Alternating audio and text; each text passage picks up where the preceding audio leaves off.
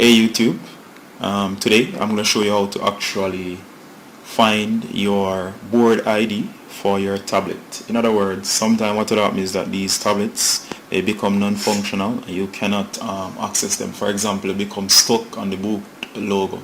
I have another video where I'll show you how to flash this device. Okay, I'll put a link on screen or in the description.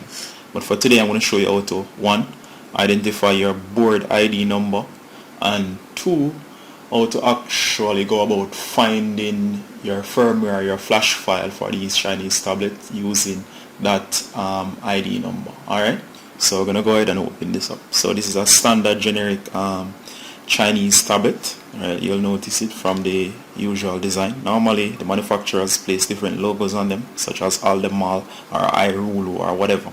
But basically inside they're all using the same board. So if you can find which board is in it, you can actually find the flash file and you can actually wipe this tablet in case it's moving slow or for some reason stuck on the boot screen. Alright, so to open this, they're quite easy. You'll notice the seams. Alright, now all you have to do is carefully, you can use a phone opening toolkit. You'll notice I have one here. You have different picks and so on. This could be used. All you have to do is find a way to get into the seams or the seals right here. Alright, you'll notice that it's starting to come up. Alright, so just don't force it, just rub the forceps. You'll hear the snaps opening. You just get it all around there until it opens. Alright, there you go. Careful.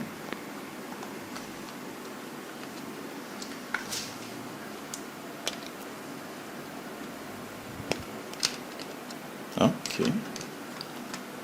Now here we have there's a speaker grill to the lower section here. So be careful in removing the back. We don't need to remove this, and you're gonna take notice to the board over here. Alright, the first thing you'll notice with these firmwares is that one, they'll list the type of processor, such as a A10 or A13. If you look over here on the chip, the processor, you'll notice a A13. So that's the first part of the number you'll need for the firmware. So it will be A13. Next, you'll look for the board number. Now, the board number is usually very clear. And usually it's at the top of the board, so you'd have to look very carefully for the most clear marking on the board. Alright, and you'd have to look around. Yes, as we were saying earlier, to identify the board ID number, if we come in for a close-up, you can actually see the board ID right here. It's very, very small. Right, I'll try as my best as possible to show you. I'll also try to put a snapshot on screen, so I'll just read this out for you. So this is it says FS1353, that's CBMRU94V-0 ROHS. It's enough to just use the CB-MRU94V-0. Alright, so when you're searching for the number for this board, you'd put the processor first, which is A13, then you'd put the CBMRU94V-0. Right, and please remember that for every board it's a slightly different.